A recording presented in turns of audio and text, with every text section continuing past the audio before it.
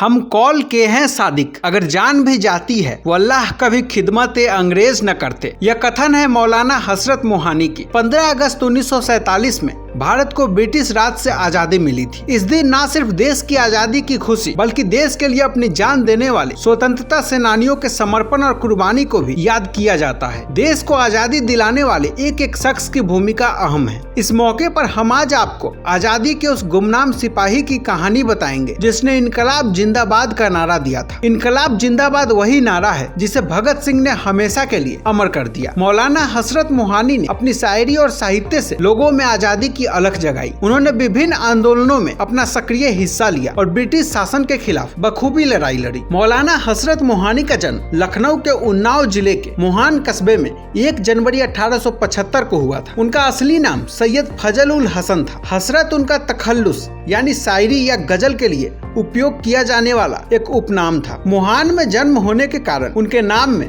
मोहानी जुड़ गया। प्रारंभिक पढ़ाई पूरी करने के बाद उन्होंने अलीगढ़ मुस्लिम विश्वविद्यालय में प्रवेश लिया। कॉलेज के दौरान ही वे कई आंदोलनों का हिस्सा बने, जिसकी वजह से उन्हें कई बार जेल भी जाना पड़ा। यहाँ तक कि उन्हें कॉलेज से निष्कासित भी कर दिया गया। लेकिन इससे उनका आजादी का जुनून कम नहीं हुआ। वे देश की आजादी के लिए लड़ाई लड़ते रहे और कई बार जेल भी गए। उनकी पत्नी निसातुन्निसा बेगम जो हमेशा पर्दे में रहती थी, उन्होंने भी अपने पति के साथ आजादी की लड़ाई में हिस्सा लिया था। मोहानी ने एक मैगजीन उर्दू मुअल्ला निकाली जिसका इस्तेमाल उन्होंने आजादी के मकसद को आगे बढ़ाने के लिए किया। मोहानी अपनी पत्रिका के जरिए ब्रिटिश शासन के दमन और गलत नीतियों के खिलाफ लोगों को जागरूक कराते रहे, जिससे अंग्रेज नाराज हो गए और उन पर जुर्माना लगाया। जुर्माना न देने के कारण वह जेल गए। जेल से छूटने के बाद भी वे अंग्रेजों के खिलाफ लिखते रहे। मौलाना बड़ी बेबाकी से अपनी कलम के जरिए लोगों को आजादी की लड़ाई से रूबरू कराते रहे। अंग्रेज उनकी कलम की ताकत को समझ चुके थे। इसी डर से उनकी मैगजीन बंद करा दी गई, लेकिन अंग्रेज उनका हौसला नहीं तोड़ सके। वे लोगों के दिलों में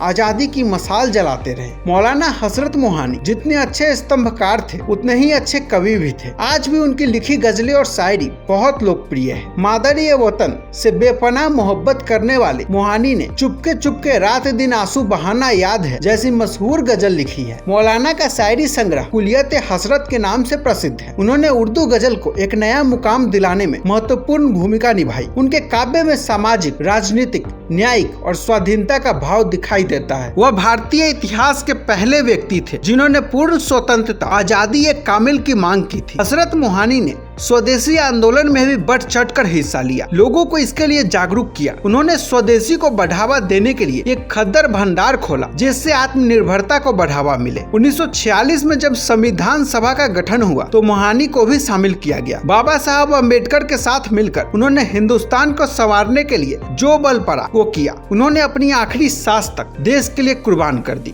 मजहब के आधार पर मुल्क के बंटवारे की विद्रोह करने वाले मोहानी ने पाकिस्तान जाने की पेशकश ठुकरा दी और 13 मई 1951 को लखनऊ में आखिरी सांस ली। आजादी के वीर सिपाही हसरत मोहानी भले ही हमारे बीच नहीं है, लेकिन उनके बलिदान को इतिहास में भुलाया नहीं जा सकता। तो दोस्तों, आज के किस्से कहानी की इस वीडियो में इतना ही। वीडियो अगर पसंद आया है तो इसे लाइक और शेयर करना ना भूलें।